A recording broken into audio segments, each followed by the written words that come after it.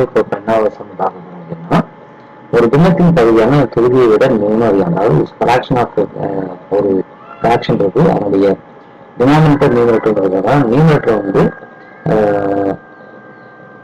3 அதிகம். அதாவது பகுதிங்கிறது என்னன்னா டினாமினேட்டர் நியூமரேட்டரோட 3 அதிகம்.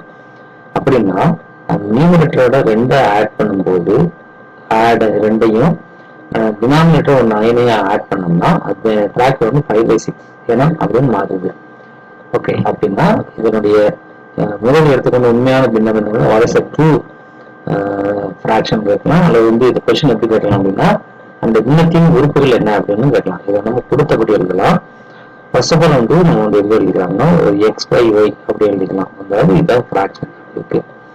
இப்ப இது என்ன இருக்கணும் அப்படிங்கிறது ஆஸ் பர் த கண்டிஷன் அப்படின்னா, எக்ஸுங்கிறது நியூமரேட்டர், இதை வந்து தொகுதியை விட 3 அதிகம் வருது, இதுதான் தொகுதி.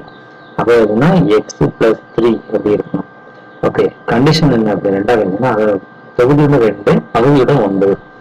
அப்ப எப்படி இது ஆட் ஆகுதுன்னா x+2 by x+3 + 9 =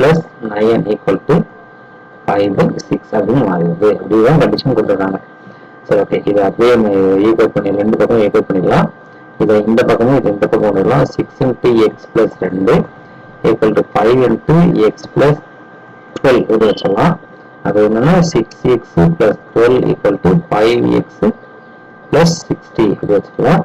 ஓகே, இப்போ இந்த x இந்த பக்கம் கொண்டு வரணும்னா x = 60 - 12 அப்படி கிடைக்கும். அப்போ வந்து 48. இதுதான் நியூமரேட்டர் வேல்யூ. அப்போ வந்து ஃபிராக்ஷன் வந்து மேலே 48 இருக்கணும். அஸ் பர் த கண்டிஷன் வந்து x+3 அப்படின்னா இது வந்து 51. இதுதான் இந்த ஃபிராக்ஷன். ஃபிராக்ஷன் எப்படி இருக்கணும் அப்படின்னா பாருங்க, 48/51. இப்போ என்னென்ன பாருங்க, x+3 இருக்கணும், டினாமினேட்டர் வந்து அப்படிங்கும்போது 48 + 3 = 51. இதுதான் இந்த சம்முக்குண்டான ஆன்சர். தேங்க்யூ.